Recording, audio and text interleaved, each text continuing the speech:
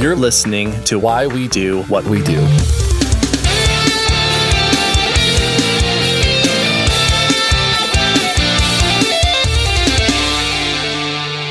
Welcome to Why We Do What We Do. I am your I need my brain cleaned host, Abraham.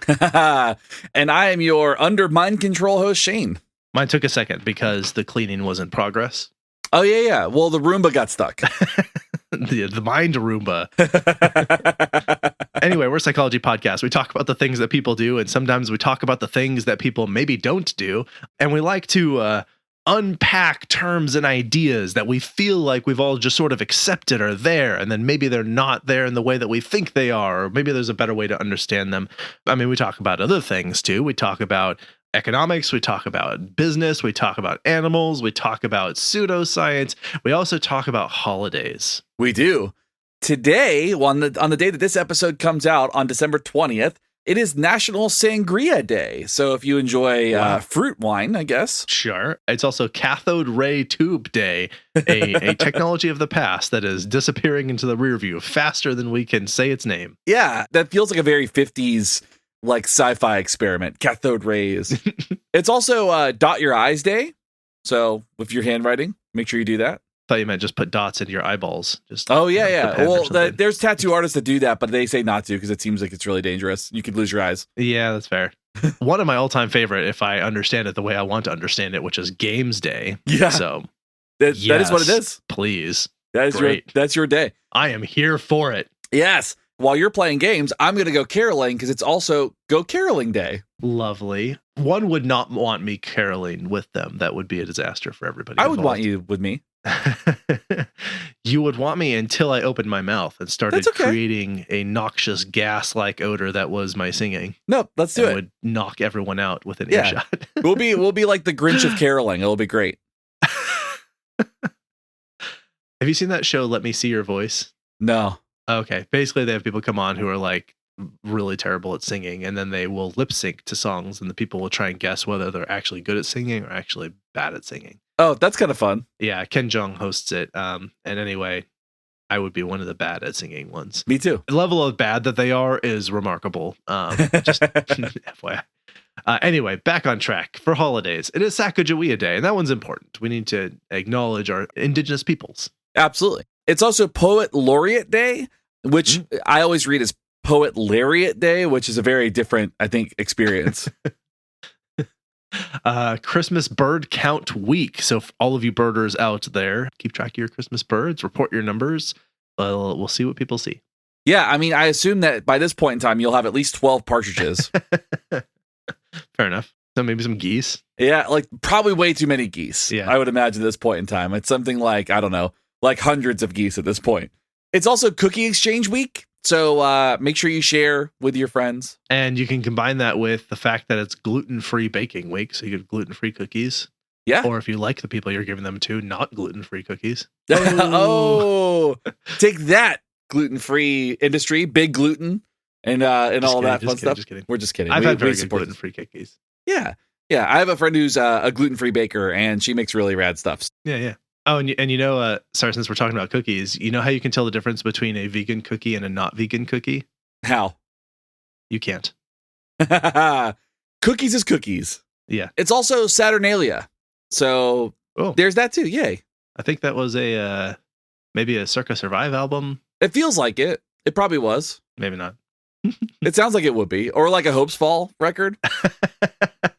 It does sound like it would be one of their records. It was being intimately familiar with their albums. I know that it is not. Yes. And now I need to go listen to all their albums. So thank you for putting me on that path. Yeah, of course. Anyway, if you like what you hear today, beyond the holidays, that might be your jam, but you're probably here for other reasons. Thank you for joining us. We're happy to have you. If you're joining us for the first time and you would like to support us after you hear the great job that we do talking about today's topic, which we'll get to in just a second, you can join us on Patreon, pick up some merch, leave a rating and review, like and subscribe, share us with some friends, possibly scrub why we do what we do into someone's brain. Do it gently and kindly, though, not in an aversive way. Yes. And that would be some support. And I'll talk more about those ways that you can support us at the end of today's topic. But Shane has an important question for us and getting this kicked off.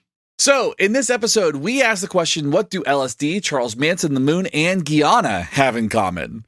I think you're going to be pleasantly surprised. Super interesting stuff going on here. Is it that they all have a dark side?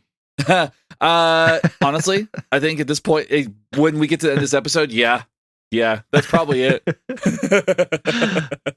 Fair enough. Should we introduce our topic, or should we leave them hanging a little bit while we do a little bit more intro? We've got so much intro. No, I think we can go ahead and dive in. We are talking about brainwashing today, and brainwashing is, I think, this term that is grossly overused, with very little understanding of what it actually is, if it is even a thing. So yeah, I think we should probably unpack that a little bit. I bet you saw the episode title and knew that already. But yeah, we're talking about brainwashing, and we're going to do our best to take a skeptical scientific chisel to this nebulous lump of enigmatic coal. Mm-hmm. I guess that's an expression. At least I'm making it one now. It is we're now. Going to see what we can find by chiseling away the chunks at what lies underneath. Let's start by defining our terms. Brainwashing is, quote, the process of pressuring someone into adopting radically different beliefs by using systematic and often forcible means. And to that point, we're actually going to try our hand at some maybe alternative ways of describing what brainwashing is, because some of that is a little too nebulous, I feel like, to adequately understand the phenomenon, which we'll get to as we unpack it. Yes, we're gonna spend a little bit of time on this. The definition that we just described doesn't really cover what is commonly understood as brainwashing. So a more specific definition is a forcible indoctrination to induce someone to give up basic political, social, and or religious beliefs and attitudes, and to accept contrasting regimented ideas. So essentially, it says, you believe this, we're gonna make you not believe that, and we're gonna make you believe pretty much the opposite of what you believed before. And now you're going to go out into the world with that new belief system. And make you do that through a means that we will unpack as we go.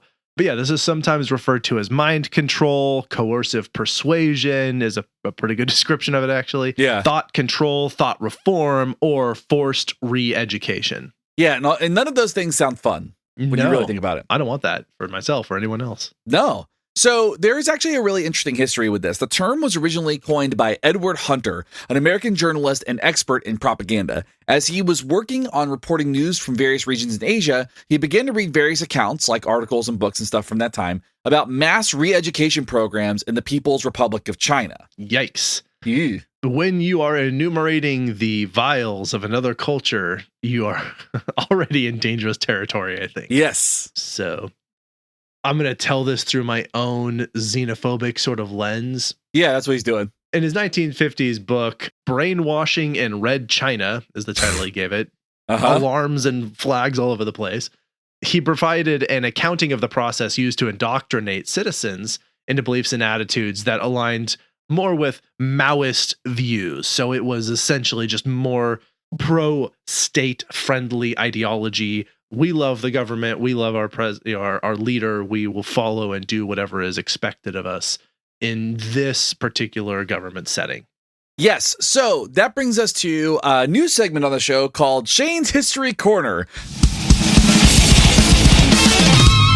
I think that we need a little bit of information here to be able to kind of contextualize that. So Mao Zedong was the leader of the People's Republic of China from 1949 to 1976. He is considered a prominent figure in relation to communist rule. He's like one of the figureheads of communist rule. And some argue, this is some of the discussion that was being had about this particular topic. Yeah, not our opinion. Not our opinion. What people have said. People have said this. Some people say that he was a great leader because he was credited with transforming China into a world leader by bringing in women's rights, healthcare, and primary education to the country.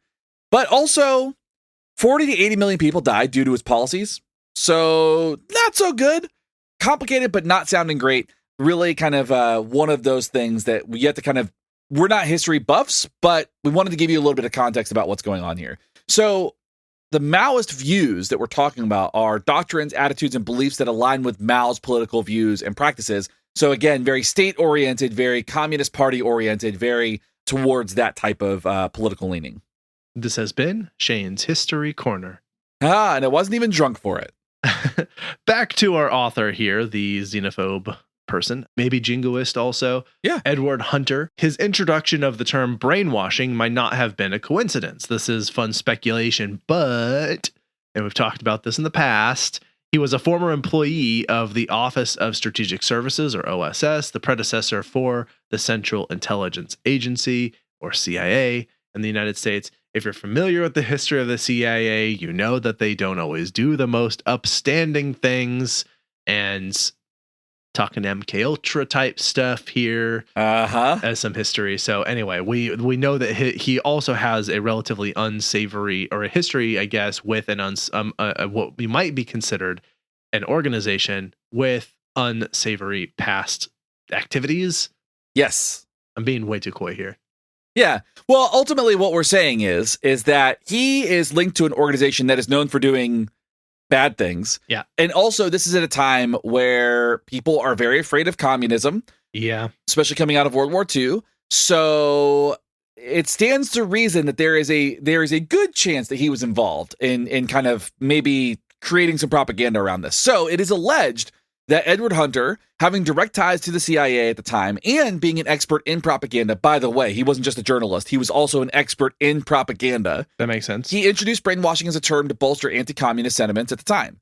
Linking this bad thing to China, brainwashing to China, it's a fairly easy fear-mongering tactic, and basically kind of says they can wipe our brains and make us believe that anything that we don't want to, that's kind of the scare there. While, to be charitable, it's very possible he was just kind of reporting based on his own viewpoints and political leanings. There is that kind of like fun little nugget of like, is the government involved in this? Yeah, I think that this is not something that has gone away either. I think this is still used in sort of these full fear-mongering ways. This is still used to, I think, push this idea of fear and fear-mongering. I think that this is used to say, like, college universities are brainwashing your children. Mm-hmm. Or, on the other way around, these liberal news networks are brainwashing your viewers. Oh, and I guess that's the same.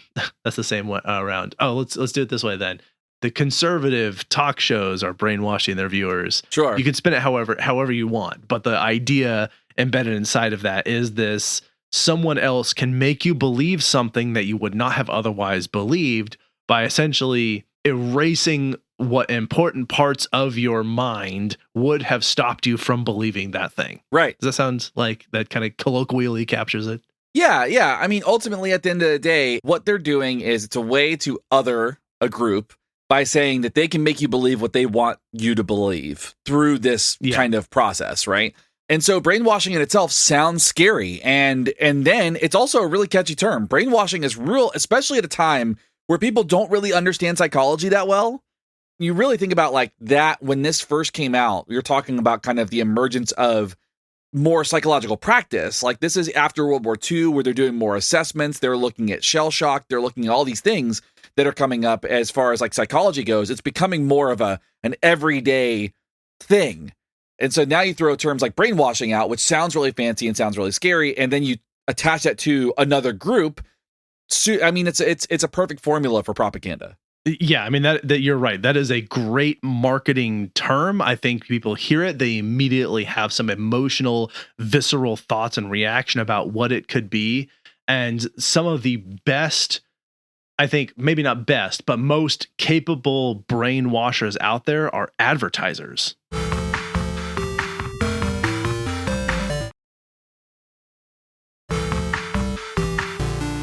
Actually, they're terrible at it because we just ignore them. Hopefully you were able to do that too. But let's get into more of the history of brainwashing here, particularly as it pertains to the people who are pointing the finger while doing the quote unquote brainwashing. Yeah, so I call this section MK Ultra, not the band, or doth do protest too much. So the US has told us already that brainwashing is bad, right? That's what they're saying. They published this book. They're kind of making a public statement. Hey, brainwashing is bad. But then they go, wait a second.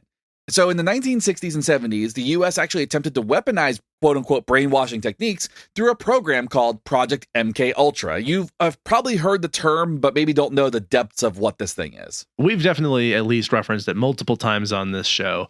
Yeah, I mean, honestly, it's kind of funny. They made up a term in sort of a xenophobic propaganda and then decided, oh, we should use that to our advantage. I'm like, yes. you just pretended it existed in the first place, and now you want to use it as a weapon.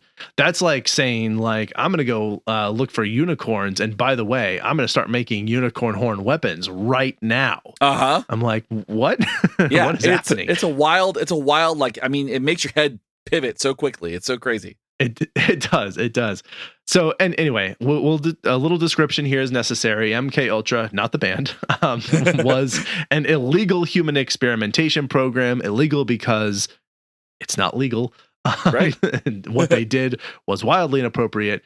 They did not gain consent. This is the 60s and 70s. That understanding of consent was well understood at this point. Sure. And this was directly implemented by the CIA. And the history on this is bonkers. So we're not going to do a super deep dive, but understanding that basically this started with Nazis, as most terrible things do. Yes. So I bet you didn't think we were going to take that swerve. So this actually started with Nazi scientists in Germany. They had experimented with the idea that various substances might be useful in influencing people as a sort of truth serum. The idea of a truth serum came from Nazi Germany. And by using substances to, quote, eliminate the will of the person examined, end quote, they could essentially control everything the person said and did in so many words. So the idea was the research question came from Nazi Germany and Nazi scientists. And the US was like, let's see what that looks like.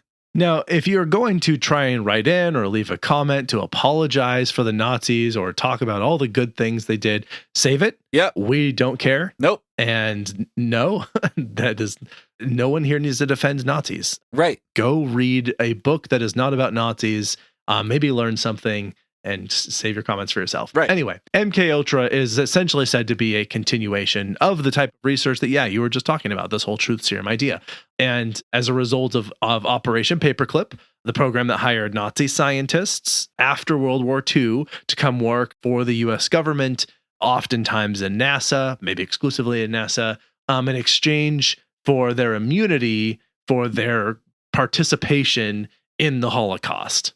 Right. So if you are not familiar with that history, I mean, I feel like a lot of our folks are, but if you've never heard of Operation Paperclip, the reason that we got to the moon was because of the Saturn rockets that were not American inventions. They were created by Nazi rocket scientists and engineers. So if you wonder how we got to the moon and got to the moon successfully, it was because the United States government enlisted Nazis to help build them. Yeah. Why were there so many white people with accents running NASA at the time? Yep. That's why. That's why.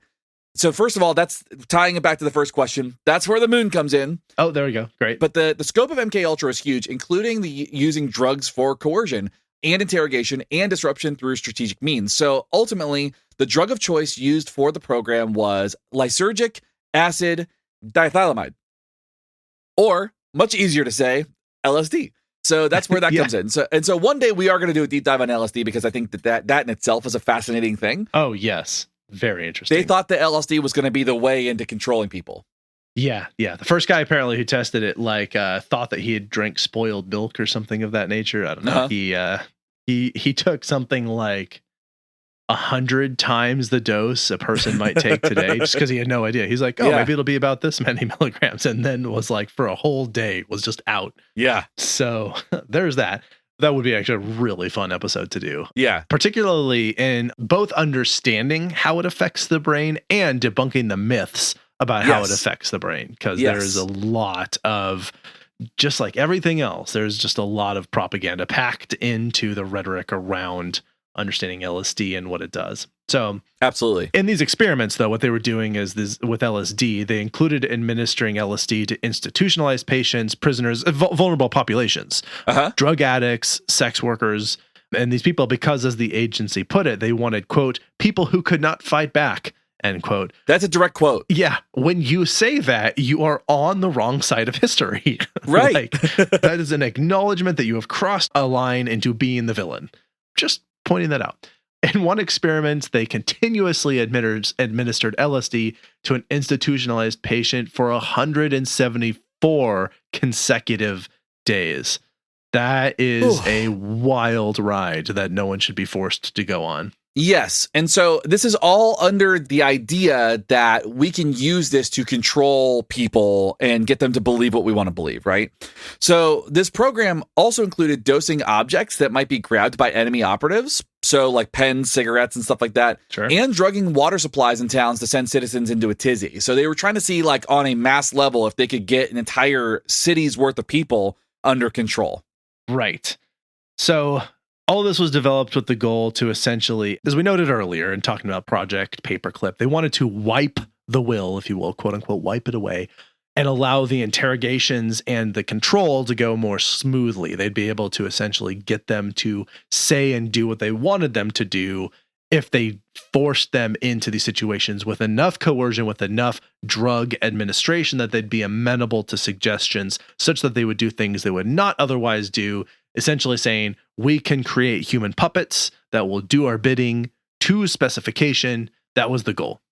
Right. I mean, as a government who wants to control the people, that sounds like a pretty great tool, right? Like, if my goal is to get hundreds or thousands of people under my control, then the best thing to do is to figure out a way to wipe their will so they will do everything I say. And I think it's also important, too, to recognize that these experiments were, one, illegal, and they were not just taking place on U.S. soil. So these experiments that were specifically under MK Ultra took place in secret detention camps across the world to avoid any sort of legal action. So when they were dosing cities, it wasn't just in the United States.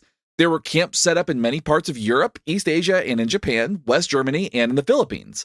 So this was happening all over the world. Yeah.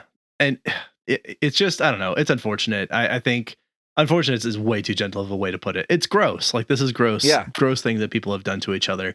It's one of those things where you read about it and you start to have the thought, like, maybe humans do suck and don't deserve to keep going. Yeah. I mean, I feel like I'm optimistic about humans, and I think most humans are good and good to each other, but the bad ones seem to get a lot of power a lot of the time. Yeah. And I mean, this is kind of a thing that's happened. And, you know, it's unfortunate because, as we mentioned earlier, this idea of brainwashing and kind of like the tests that were run by the United States government at the time were really ultimately targeting those vulnerable populations, those marginalized groups. And so we talked about this on the syphilis episode as well, where medical experiments were exposing the Black community. You talk about the war on drugs, which again was attacking marginalized groups. And so we have a pretty unsavory history with this in the United States. And I think, you know, brainwashing is just another kind of jewel in that crown, if you will. And it's unfortunate too, because as we'll talk about when we get to LSD, it's very possible that some use of some of these drugs, and thinking about the war on drugs as well. Which drugs won, by the way? Yes, they did. Some of these drugs could be therapeutic. They could be used as medicine. They could be beneficial to people, but instead we turn them into politics. You know, I was just kind of thinking as we were talking through this, I kind of would like to go back to the days where everyone was just mad at politicians all the time, like all politicians, rather than as like worshiping the, you know, these political figures as like, they can do no wrong. Whatever they do, it's fine. And like, what happened? Like, let's just all be angry at all politicians because they chose a career of being in the position like the MK Ultra people were, of like, they're controlling the rules that govern the masses. And it's irritating and frustrating. And we're mad at all of them for doing that rather than picking sides. Like, we're on the side of the people and not the sort of authoritarian control that so many people desire to have. So anyway, getting off track, back to brainwashing. What does it do? How do we do it? The argument is that brainwashing essentially makes you disregard or disavow previous belief systems and adopt new views or new beliefs, almost like a reset button on your entire worldview. That's kind of what the idea is. I can take you into a space, wipe away anything that you previously believed, and I can give you new beliefs. And this process should be, the argument is it should be fairly simple, pretty straightforward, and nearly perfect. And it doesn't work like that. Yeah, absolutely. So there are some basic techniques that some groups might use as part of their brainwashing procedures. Now, need to give you a little heads up as we go forward on this. Some of this will overlap with other types of abuse and gaslighting. You might hear some of that has that sort of Venn diagram. There's some similarities there. But stick with us for a minute while we continue the discussion. there are two major contexts in which brainwashing is considered to be quote unquote more effective. And I do think as we unpack this, there's sort of a couple ways to talk about brainwashing. One is the condition under which, or what are the conditions that are occurring that lead to what we might call brainwashing, where the effect appears to be there, and under what conditions do we use the word brainwashing to label what has happened. We've kind of unpacked a little bit the second one, and we're going to go more into that a little bit later, but I think this is starting to get into more of the first one, which is what conditions create these circumstances of sort of altered behavior, if you will. In order to kind of, I guess, set the occasion for this idea of brainwashing to occur, there are essentially two different ways, two different contexts in which they do this. And it's either going to be through social influence or isolation and dependency. Through social influence, this describes a process that exposes the individual to change based on large groups of others and what they're doing. And there's kind of a model for what's expected of the victim, and they are pressured or influenced by larger social groups. This is often seen in cults where religions is what I meant to say, like Scientology, where somebody gets in and they are pressured by their peers in that group. And there's other things that happen within that, but there's kind of a large group of people engaging in a certain behavior, and then you get kind of othered out until you start engaging in the same behaviors. Right. And the other, as you mentioned, isolation and dependency. And again, these are not mutually exclusive. These go together. Yeah. And this is another tactic that effectively isolates a victim from their loved ones, their social networks, that makes them dependent on either the person who's doing the brainwashing or the entire group as a whole, to which they now belong. Right. And then the person who, again, is sort of the controlling agent, the brainwasher, if you will, will specifically, not is able to, but they will specifically dictate and use coercive action to control the victim's sleeping, eating, toilet use, and other basic needs. And I mean, you also see this in abusers and like spousal abuse or partner abuse, where they will also do this. They'll control the very things that they do as part of their daily actions. And yeah, as you said, cults are a really good example of this. Good in the sense that they are a relatively comprehensive example. But yeah, that's the isolation piece can be really important because it essentially allows them to create a new insulated social network that dictates the kinds of things that you say and believe. And it's like a microculture, if you will, that highly governs the path that you're on. Right, absolutely. And so one thing that we here at Why We Do What We Do, we don't believe in isolating people. So what we would ask you to do is, while you're listening to this episode, please share with your friends so that they can also hear these ads.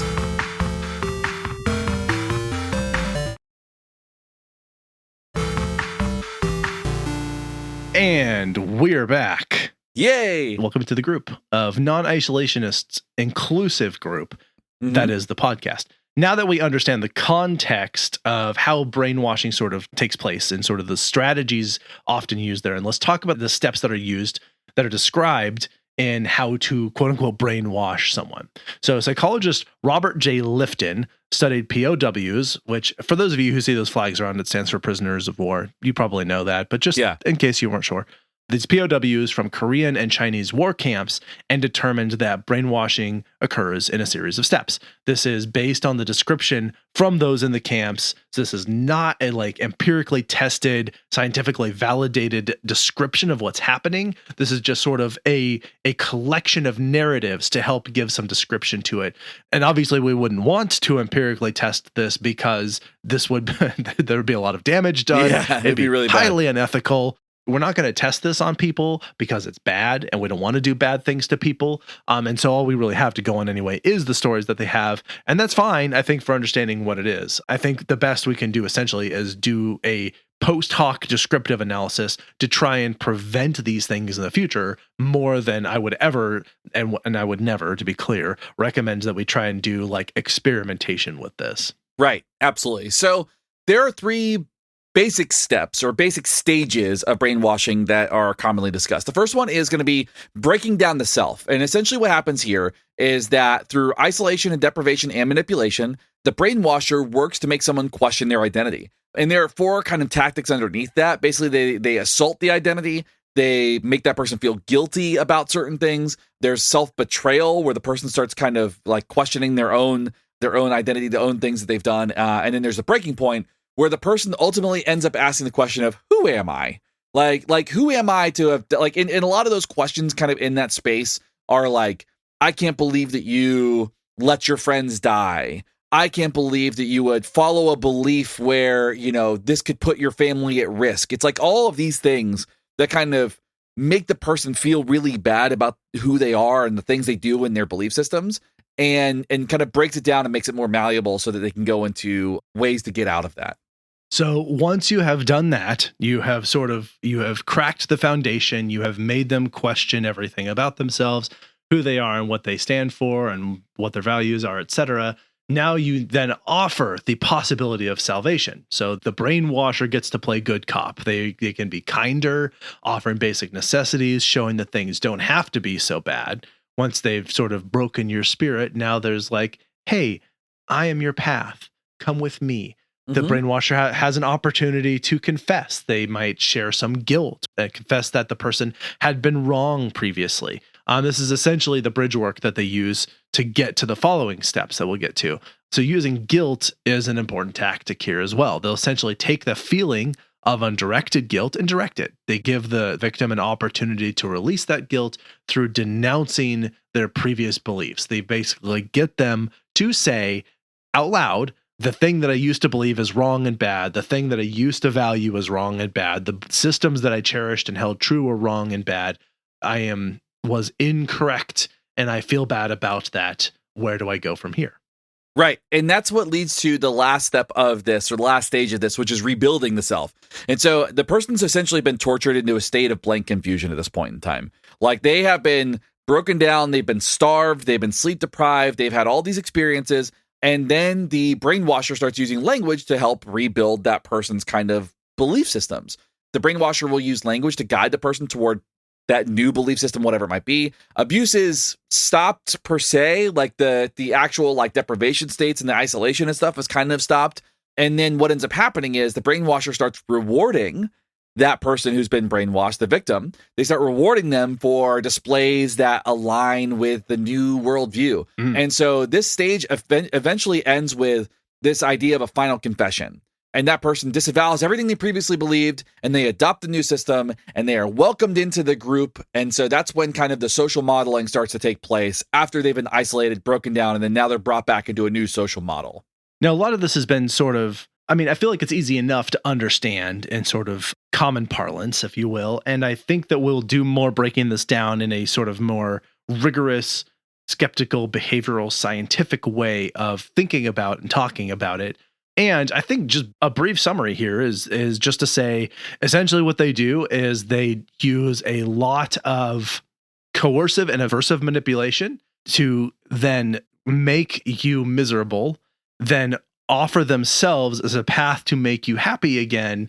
And essentially, they just reward all the things that you do that are in line with those expectations. This actually is not terribly different in a way from, we talked about Stockholm Syndrome a long time ago in a previous episode, which we also landed, I think, in a somewhat similar place that we will with this one, which was that like the extent to which this seems to occur is probably a little out of proportion, but it is the fact that like when you're in a situation where things have been really miserable for you and someone then is creating a much more pleasant environment by basically doing what they ask of you, like, yeah, people are going to go that way. I think it's fully expected that they will. The extent to which they really believe it, it'll be impossible to really determine. But let's talk through some, we'll get more into that. Let's talk through some famous examples here. I think when people think about brainwashing, there are a lot of different examples that come up, and I feel like we had to talk about a couple that are more in like the cultural zeitgeist that people are aware of, and maybe kind of unpack those a little bit. So first is Charles Manson, and we go back to the idea of MK Ultra and the mind control experiments and stuff. He may have been directly involved in the MK Ultra program and some brainwashing experiments during his time in prison. There's a thought that he was part of that, and this was before he was out and prior to the Manson family murders. And so he had already been exposed to some of this stuff before he was out on release and created the cult that he ended up kind of guiding for a little bit. Whoopsie. Yeah. That didn't go well. Ted Kaczynski, he spent nearly 200 hours in a potential branch of the MK Ultra project, which had lasting effects on his well-being. The experiments were, quote, purposely brutalizing psychological experiments, end quote, conducted at Harvard. Ted Kaczynski made famous for being the Unabomber who lived in the woods as a hermit and made homemade bombs that he sent to people. Yes. Which don't do that. It's bad. Yeah, don't do that. That's really bad. And that's not conjecture. Like, that's like a well-documented experience. Like, he was at Harvard studying and was... So if you're a grad student listening to this and you're on campus and you get asked to join an experiment, just ask the question, is this MK Ultra, before you sign up. Yeah. How much aversive control are you using? Yeah, because they have to tell you, right? Yeah, sure. But that's actually a well-documented thing. It's not as much of like maybe like a hypothesis like with Charles Manson. Like, it's actually there. Yikes. Another example of something that really happened was Patty Hearst. Patty Hearst was kidnapped by the Symbionese Liberation Army, and she was reportedly kept in isolation and tortured until she came to sympathize with her captors and engage in various bank robberies for which she would be tried. She was eventually fully pardoned for the crimes, and she had used brainwashing and Stockholm Syndrome, as Abraham just mentioned. Yeah. And she used those as a defense, a legal defense for getting out of those crimes. Yeah, exactly. Yeah, we've covered that and probably will again and have done so here today. Yeah. The Manchurian Candidate. This is actually, I've never seen this movie or read this book. I feel like I need to. I haven't either, and I've always heard it's really good. Okay. Well, for those of you who are familiar or not, we're going to do a quick summary. This is originally a novel written in 1959. The story of the Manchurian Candidate sees an American soldier captured and brainwashed to assassinate anyone they are directed to kill. Sort of a sleeper agent, I think, if you will. This brainwashing is also part of a hypnosis process with a specific trigger to set the sleeper agent off. I think they do this a lot in several spy movies. There's like the secret phrase. They'll like, get a telegraph or get a phone call that's like, the orange is wearing a purple jumpsuit in the telephone booth. And then they're like, must kill. Is sort of the idea here. They even do it in Zoolander. That's right. They do it in Zoolander. This is why Tony Stark calls the Winter Soldier Manchurian Candidate in one of the movies, because his whole thing is that they can read a series of words and he will be triggered to follow directives and only speak Russian. Yeah, it's a wild time, but it's actually one of the more famous like fictional examples of it. It's kind of one of those things that's very much so used to, if you look at like the Manchurian Candidate, right? Like the terms are very like Eastern Asian. Like he was a prisoner of war, he was brainwashed, and it's used as an assassination. Like it's another kind of fear-mongering discussion based on the fears of the time, right? A 1959 novel that is totally writing about the fears that the public had at the time. Why is there xenophobia and racism everywhere? Yeah, shocking, Can't right? Escape it. Yeah, it's like even like great fictional stories end up using that as like a plot device, unfortunately, Like, yeah, you could easily do that with like a soldier who had gone rogue. Like the United States government, like, tortured somebody as part of a secret program.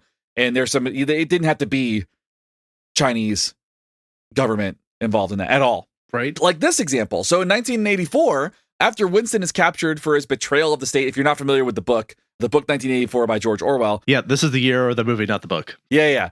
Spoiler alert, if you have not read this book or seen the movie or anything like that. Yeah, this book is 70 years old now? Yeah, it's an older one for sure. So Winston is captured for his betrayal of the state and goes through a lengthy interrogation and torture sequence where he eventually turns on Julia, which was his love interest, and somebody that he said he would never turn on. And after an extended period of time, he is released and states that he has come to love Big Brother and love the state. To what degree he believes that's a different conversation, but he's effectively kind of washed of all of his previous rebellious beliefs and now is back in love with the state. There's a somewhat similar theme, if you will, to Brave New World, which is obviously often and obviously for obvious reasons mentioned in the same discussion as 1984. It basically takes the same idea, like controlling the masses, but does it through a more like medication means than a coercive means. Right. There's some amount of sort of like trying to incentivize, I think, but it's largely medication. But the same idea is like they sort of will drug them, they breed them in a very specific way so that they are these sort of obedient lemmings, as it were. Right. And then, of course, another very famous story, A Clockwork Orange by Anthony Burgess. I think it's Burgess. Yeah. And then the infamous movie directed by Stanley Kubrick. And just as a side note, love Stanley Kubrick, love that movie. The book is much better. Yes. Definitely. Agreed. Go read the book. The movie's fine. Like, it's great. It's super well done, but I think it lacks the actual arc and narrative storytelling that is captured so incredibly well in the book. So definitely go check out the book. Anyway, this follows the story of a character named Alex DeLarge and his friends go on a romp through Britain where they engage in some ultra violence. Now, This is not something that is generally tolerated, so he is caught and eventually arrested. He agrees to, as part of his plea deal or some kind of deal, to an experiment that includes being drugged and forced to watch films full of sex and violence paired with Beethoven. And the whole idea, just in here, not to, is again spoiling a very old work of fiction. The idea here is essentially to sort of using Pavlovian conditioning, see our Pavlov episode, to condition him to have a visceral, disgusted reaction to violence, so that if he were to try and do something violent or nefarious or delinquent, he would actually feel sick to the point of being in pain. And he does. I mean, like, whenever he hears Beethoven or whenever he sees violence, he throws up and he's sick, and it's, So I think that's more of an example of, Pavlovian respondent conditioning than it is like an example of brainwashing, but it's often used as an example of how brainwashing could work. Yeah. Or some of the tactics that might be used as part of that. You know what? Honestly, what makes me sick and revolted to the point of vomiting is ads.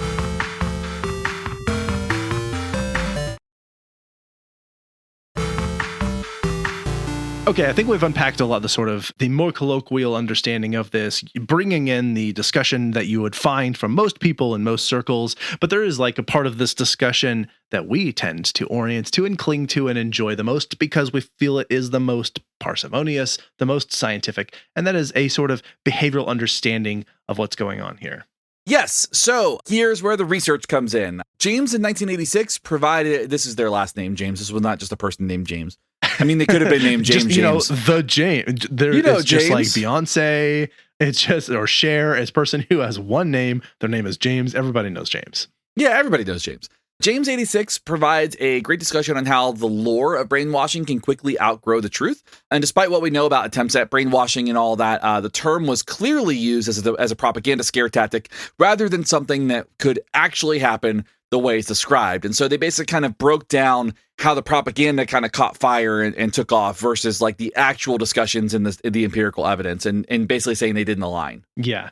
Takdir 2020, again, author, discusses how indoctrination and brainwashing might be directly related to terrorism. More specifically, they focus on the idea of suicide bombing. I think anything that's sort of kamikaze-ish, if you will, the suicide mission to inflict terror, but specifically suicide bombing in Surabaya in 2018. The study highlights specific factors on how indoctrination occurred for members of the suicide bomber group that they may have contributed to the development of radical ideological beliefs. And they also cite isolation for these participants as a key factor in priming those bombers for the indoctrination to be willing to sacrifice themselves for this cause.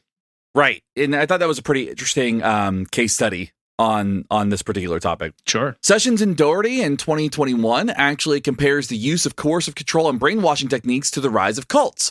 So you start seeing kind of the discussion around that, which is, why the cult thing comes up a lot. The use of physical and linguistic techniques in cults closely mirrors descriptions of brainwashing in other cases. However, they also argue that the existence of brainwashing might have led to cult stereotypes and quote-unquote cultic brainwashing, making this area of study a little bit more complex and a little bit muddied. So basically they were saying that cults seem to do all the things that are described with brainwashing. It seems to be effective for those people that are in there. However, we don't really know if it's this, that, or the other because of kind of how those terms get conflated. Right. McKenty 2023 is an interesting analysis of the brainwash scares that were occurring during the Cold War. And specifically citing A Clockwork Orange, they discuss how literature began to emerge in direct relation to the scare, the idea of brainwashing as it being used as propaganda. And we see this kind of thing occur in media consistently, depending on whatever the scare of the moment is. You can see our Satanic Panic episode, for an example. Yeah. You've got QAnon, you've got Newsmax, you've got these Breitbart, basically these groups of people who their whole point is to scare people. And often they will use the specific line as part of their rhetoric. X group of people is trying to turn you into this. They're trying to take this away from you. They're trying to convert you into, they're trying to make everyone gay. They're trying to make everybody sterile. They're trying to lower testosterone. They're trying to take away your freedom. Whatever it is, it's the same exact playbook. They just dress it up with something a little bit different. But the PR teams know that it works, so they just keep using it. At least it works on some people. So it's been effective in getting people to let's say to the Capitol on like, I don't know, let's pick a random date, January 6th or something. Like, so. Yeah. Anyway, the part that we like, and I think there are, a lot of ways to look at this, but I think we always kind of go with a more parsimonious viewpoint on this. And so I think it's worth unpacking some of the behavioral components to the brainwashing process that might make it kind of seem like that might get behavior to change in the way that people describe when they're describing brainwashing. So first is this kind of condition of deprivation and satiation. Basically what is happening is when you strip somebody down and strip them away from all of their basic needs, and brainwashers are in control of that, they're creating this huge motivation for those things. If you're thirsty, there's a point where you'll just kind of do or say anything to get a cup of water. Yeah. So, and that's kind of where it starts. Like, okay, I'm going to withhold water for a period of time. And then when you're thirsty enough and you say what I want you to say, then you can have some water. And that condition of kind of being deprived of something and having control over whatever those deliverable things are, that condition makes it very easy to get people to do things you want. Right. Whether they believe it versus what they're doing are two different conversations, but at least they're doing the thing that the brainwasher wants. And now there's a path towards reward. Another element that we've sort of briefly mentioned is the idea of social influence, and part of that sort of being modeling, which is to say not going down a runway in a particular outfit, but demonstrating through your own actions the kind of things that you would like to see other people do. Plenty of studies show that the majority of people will sort of quote unquote go with the grain, so to speak. If everyone around you is doing something, you're more likely to do it. And we've talked about this in a few other places as well. And that essentially you can sort of guide people's behavior if you were to organize. This is sort of how flash mobs have kind of done this a little bit. But if you organize a group of people in a place to do a particular thing, particularly if it's not, I've said the particular a lot, especially if it's not that outlandish of a thing. Let's just say, for example, you got like 150 people together and they went to a crowded place like, I don't know, if malls are still a thing, let's say a mall, maybe some other, like a Walmart or something. And you get all these people that all of a sudden they just turn and start heading one direction at a relatively high speed. The people who are around them, who are not part of that group, very well may get in on the going whatever that direction is at that particular speed. And they might rationalize it any number of ways. Oh, there's something over here I need to get. Oh, there's something over there I need to get away from. Oh, like something's going on. I need to just get in with what's happening and figure it out. Or this looks like what people are supposed to do right now, so I'm going to do it. Who knows? It doesn't matter. The point is that when you're around other people who are doing a thing, they help set the context for what is considered acceptable, appropriate behavior in that situation. And the more embedded you are in that situation, the more common and expected that those patterns of behavior seem, unless you're a contrarian like me. That's true. You will see a group of people running the one way and you'll go, nah. Yes, ever the iconoclast. Yeah. Now, there's also contingencies of punishment and reinforcement, or as we like to say, kind of like pain and discomfort or reward. Yeah. If the conditions we described as part of this, in those conditions, it feels like it would be pretty easy to set up rewards for attitude changes if we wanted to, and then punish anything that didn't align with that. So, you still want to fight with us? No food for today. Oh, you want food? I'll give you food for following my orders. Ta-da! I brainwashed you with pizza, and it was that easy. Oh, that's how they did it. That's how I got into the world of psychology, is with pizza. That's right. It's one of those things where if the person that is in power has total control over the basic necessities, kind of going back to satiation and deprivation, and they are doling out rewards for things they want to see, that's the easiest context to shape behavior towards kind of what brainwashers want to have happen. Yeah, just as we said, create the situation of desperation, create deprivation, offer the incentive for doing the thing that you want, demonstrate the thing that you want, create that context so it becomes the norm. And yeah, all of this is part of a system of coercive control. And we've mentioned that a lot, but coercive control, just a little more unpacking here, is something that unfortunately exists in many parts of our world. Many people have said, and I think that they're right, that we live in a negative reinforcement world, meaning most, if not, I guess most is really the word here because it's not all, but most of the things that we do are to avoid aversive consequences for not doing those things. If something is painful or aversive, we want to avoid it. If you continue to threaten me with those things, I will listen to you just to avoid them. If you have that level of control. Right. The brainwashers here, the control agents, they hold the keys. And because they do, they can threaten others into saying and doing what they want them to say and do. And if you let that happen long enough, you are effectively conditioning a pattern of behavior that becomes relatively difficult to escape. So I think if we ask the question, like, can brainwashing happen?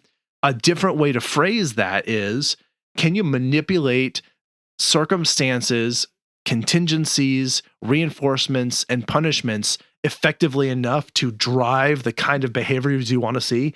Yeah, I mean, arguably, that is the world we live in every day. The things that we do and the choices that we make are shaped by our environment, which is full of positives and negatives. There's full of the good and the bad. And we make decisions based on that. Now, it's a lot of chaos. It's not super well controlled. Like, I don't think there's anyone who has enough power to pull the strings to make it so that, let's say, for example, this thing feels good or sounds good or tastes bad or feels bad or sounds bad.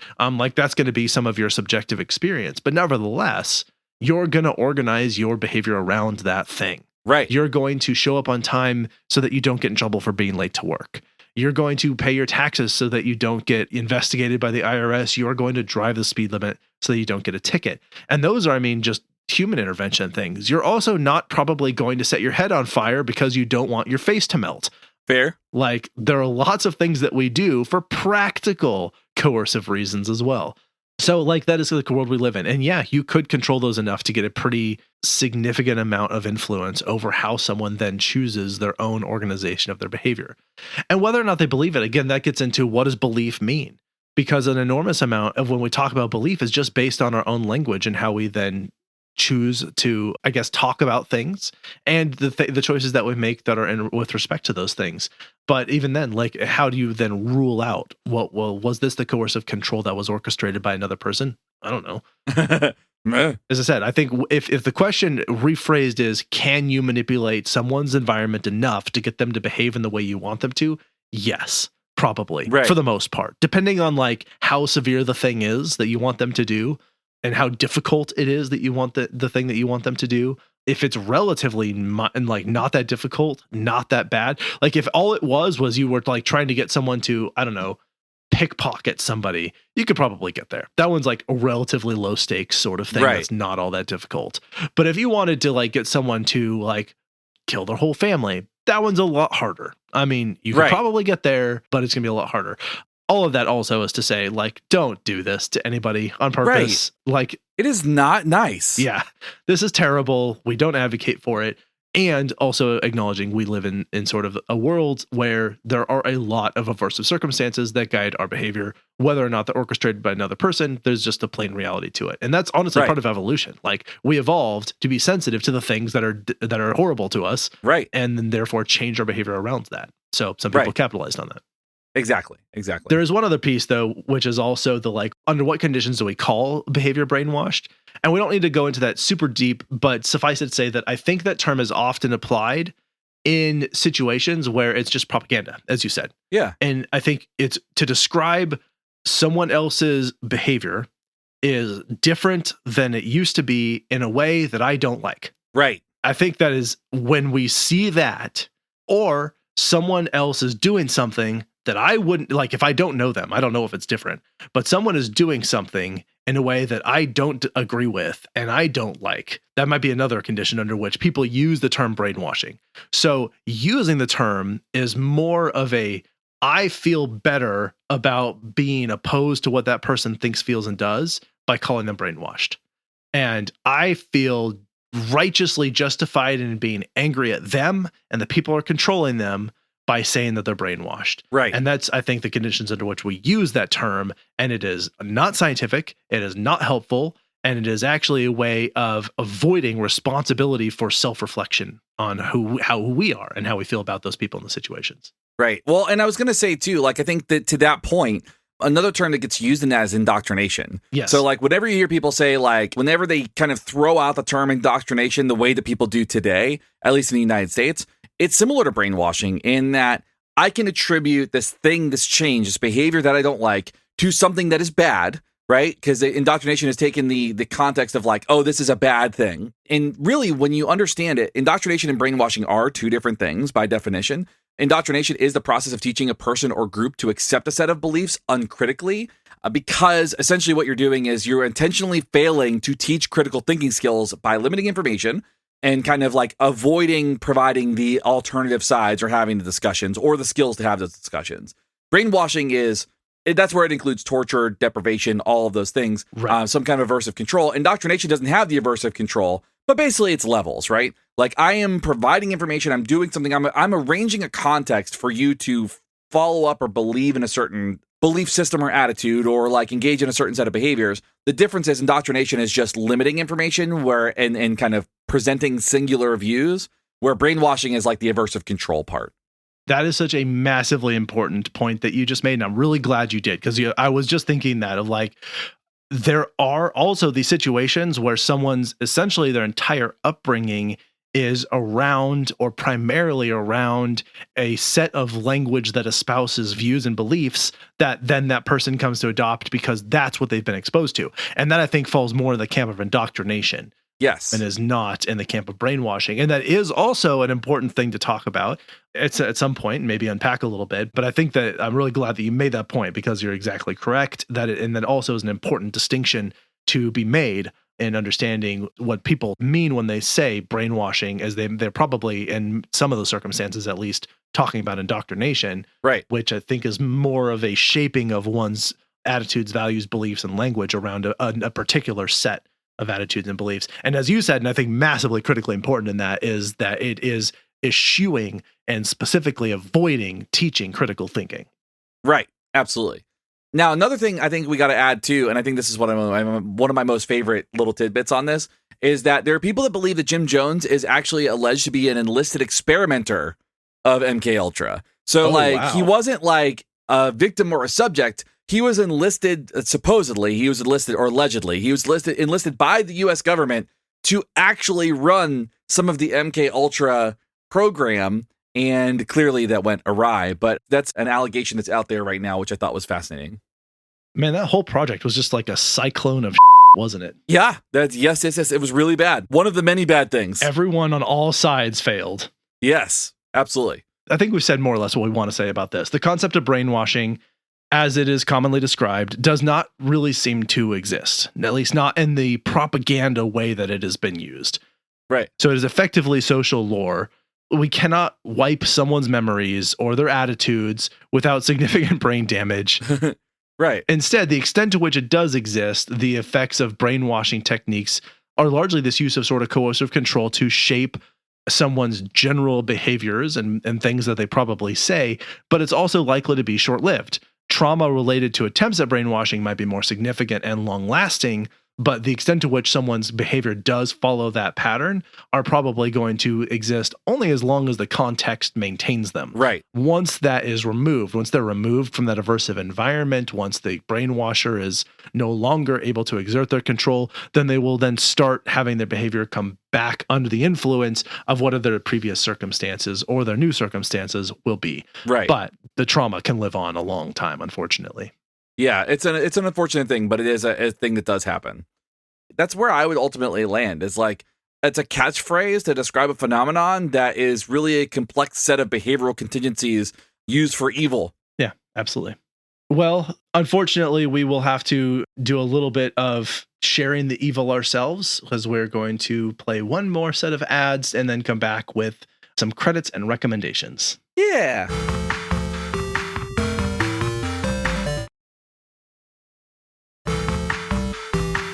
Okay, we need to thank all the people that help make this show happen. And then after that, we're going to, if you're joining us for the first time, welcome. We like to share some things that we love that we think you might like too. Those are our recommendations. But first, I need to tell you that without our Patreon people, this podcast could not happen. They are the best. We love them. They are what allows us to continue doing what we do. And that is Mike M, Megan, Layla, Mike T, Justin, Kim, Joshua, Brad, Stephanie, Olivia, Brian, and Ashley. Thank you all so much. We appreciate you. Y'all are the best. Of course, I could not do this without my team. Shane and myself do writing and fact checking.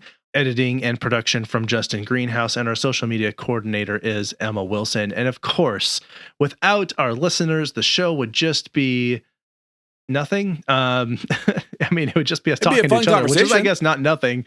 Yeah, it'd be a conversation, but we wouldn't have anybody who got to join us in that conversation. So we appreciate all of you listeners for being here. Thank you so much. You are the best. As I said, if you'd like to support us, you can join that group of people on Patreon. There you get access to bonus goodies and behind the scenes content. You can leave us a rating and review anywhere you listen to podcasts, subscribe, share us with a friend. You can pick up some merch at our merch store, all the fun things. You can find out more about this episode by going to our website.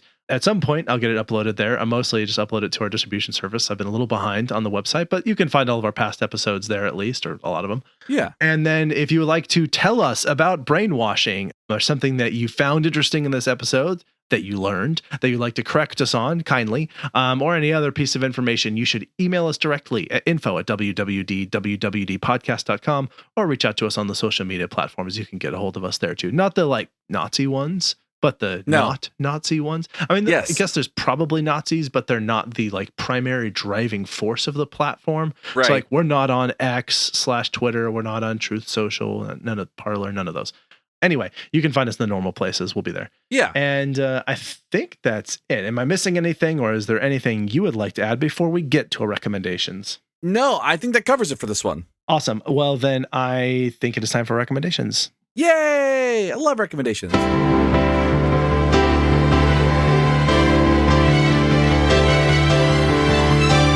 Recommendations. So I am recommending something that's a little bit out of my norm for things that I recommend. Usually it's a show or a book or some music or something like that, or maybe some food items. And this one does have food items, but it also has a wonderful show. And that is an organization called the Polynesian Fire Luau. So they just opened a restaurant here in Daytona, down in our downtown area, which is on a street called Beach Street, which I think is really fun that we have a street called Beach Street, which is like our main strip. Yeah. And it is a dinner buffet with Hawaiian food and then a show where they kind of take you through all of the Polynesian, not all the Polynesian islands, but so many Polynesian islands like Tahiti and Hawaii and all that, and kind of do different show dances and fire twirling and all the stuff, right? Kind of like, I would say, I don't want to call it standard fare, like luau show, but it was a very cool show. And like, they did some really cool education stuff around like why some of the dances were the way they were. And they got some really cool crowd participation. So they had folks stand up and do the haka with them. And they taught like the different commands and the different words and what they meant and like what the meaning of the gestures were and stuff like that. So there was some really cool stuff to go with it. And it was a lot of fun. So there's a video of me somewhere doing a haka as part of this dance or this show as a crowd volunteer. And it was a lot of fun. That's awesome. I love that. Yeah. I love that for you. And and also to be clear too, it's like run by people from the islands, like people who are like, it's not like a bunch of white folks came in and was like, hey, we're going to do a Polynesian show. Like, it's not like appropriated in that way. Okay. That helps too. I appreciate that. Yeah, for sure. Love learning about other cultures. So that's great. Yeah, me too. All right. I'm recommending a show. It's been done for a while now, but I only finished it recently. This is Loki Season 2, the Marvel TV show about the once villain turned hero, Loki, and his travel through time, I guess is a way to put it. That's a way to put it. Yeah. And so this is a TV show. I think it's 10 episodes long or 8 episodes long, streaming on Disney Plus. You know, a lot of people I think were very highly critical of season 2. I really enjoyed it. I thought it was great. I did not have a problem with the fact that Loki was much more a hero than a villain. I did not have a problem with the fact that he was using time travel in a kind of wonky way. I thought it was really enjoyable and fun, and it worked for me. So if you are, those are some of the complaints that others had, but yeah, I thought it was really fun. I thought the performances were fantastic. If you are a fan of Marvel content and Loki in particular, you could do a lot worse than Loki season 2. So that's my recommendation. Yeah, it was so fun. I thought that show was so good. So I second that recommendation myself. Cool. And honestly, I felt like by the time you get to the last couple episodes, it's like, I don't know. It really had me like captivated. I was like, what's going to happen next? And how are they going to get out of that? And what are they going to do? Yeah, so absolutely. I thought they did a good job with that. So, all right. I think that is all that I have to say about Loki or brainwashing. Is there anything else before you'd like to add before we go? I think that's it. Perfect. All right. Well, then again, thank you for listening. This is Abraham. And this is Shane. We're out. See ya. You've been listening to Why We Do What We Do. You can learn more about this and other episodes by going to www.wwdpodcast.com. Thanks for listening, and we hope you have an awesome day.